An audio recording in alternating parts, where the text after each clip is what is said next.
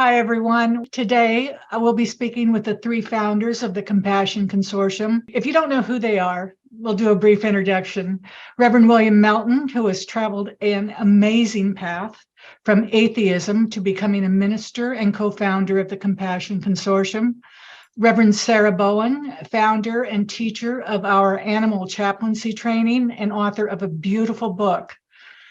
It honors how we mourn the passing of our animal family. And of course, Victoria Moran, author, yogi, vegan pioneer, a lifelong animal activist, and voice for the voiceless. So in addition to creating this wonderful organization, these remarkable folks inspire me with the way they live. And I think they have a lot of wisdom to share. So I wanted to ask each of them the question, what is the one thing that each of us can do today, right now, to make our world a more compassionate place? Reverend William, let's start with you.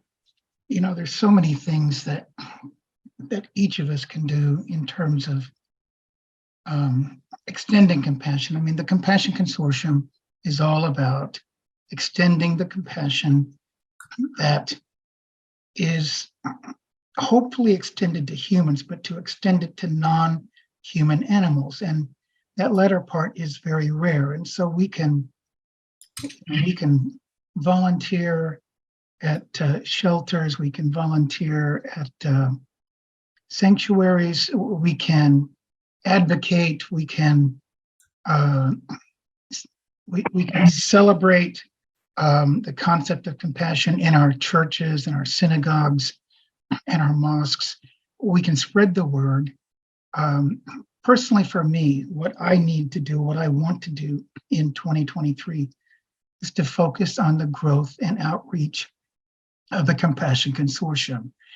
I want to extend this outreach to people that aren't really thinking about veganism, and they're not really thinking about compassion for animals. And so my goal, what I can do, is to expand our reach. And it's already started. I mean, we're participating in the Shelter Animal Reiki Association conference in February.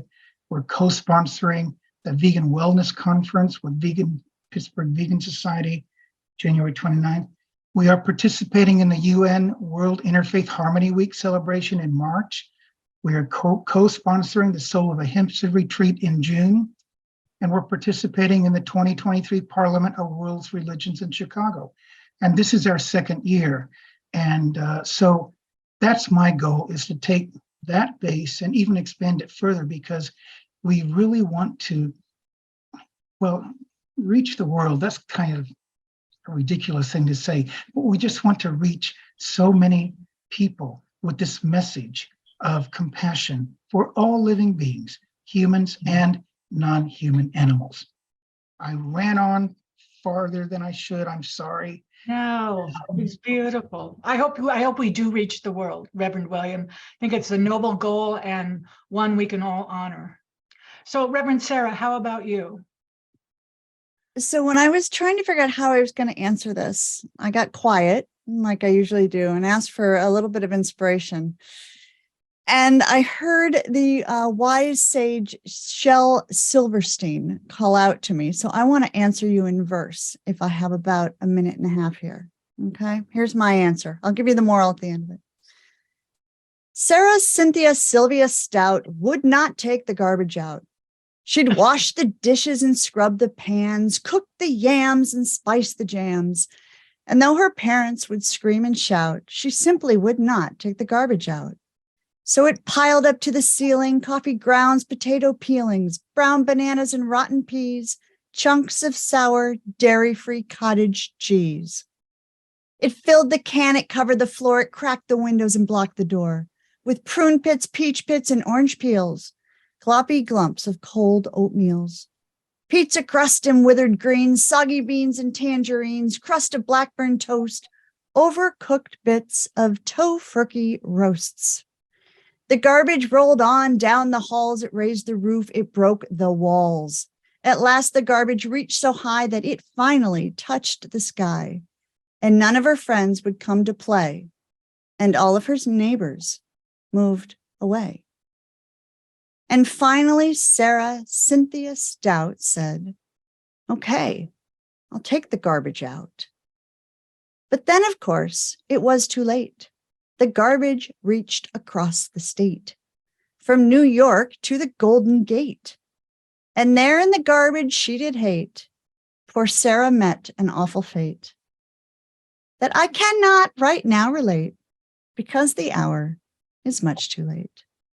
But children and adults and Compassionists, remember Sarah Stout and always take the garbage out. Oh, I love it. It's The beautiful. reason this came to me, and the kicker is, we need to reduce the amount of trash that leaves our home. Much of what we think will be recycled is not recycled. Many vegan foods come, oh my God, so packaged. Trash and waste disproportionately affect neighborhoods of people of color and habitats of other than humans. So we need to take less garbage out. Ba-dum-bum. Love it. Thank you so much. Victoria, what about you? Well, it's sure hard to follow Shel Silverstein, but I'm also going to follow with a quotation. And this comes from Peace Pilgrim. And I'm just going to put my gallery view on and ask if you could raise your regular human hand if you know who Peace Pilgrim was. Okay, yeah, a few people. Peace Pilgrim was an amazing woman who had a spiritual experience in the 1950s that we would never have world peace until we had inner peace. So she dedicated herself to walking until given shelter, fasting until given food, and having only the possessions that she could carry in the pockets of her tunic. She was vegetarian, vegan to the degree that she could be vegan, although she was living off people's charity, so she wasn't perfectly vegan, but she was a pretty perfect human being. And one of the things that she would always say is, live up to the highest light you have, then more light will be given to you. And I think that sometimes, especially for those of us who want to live a better life, who want to save the world, who want to make our mark for the good, we're just always feeling that we're falling short.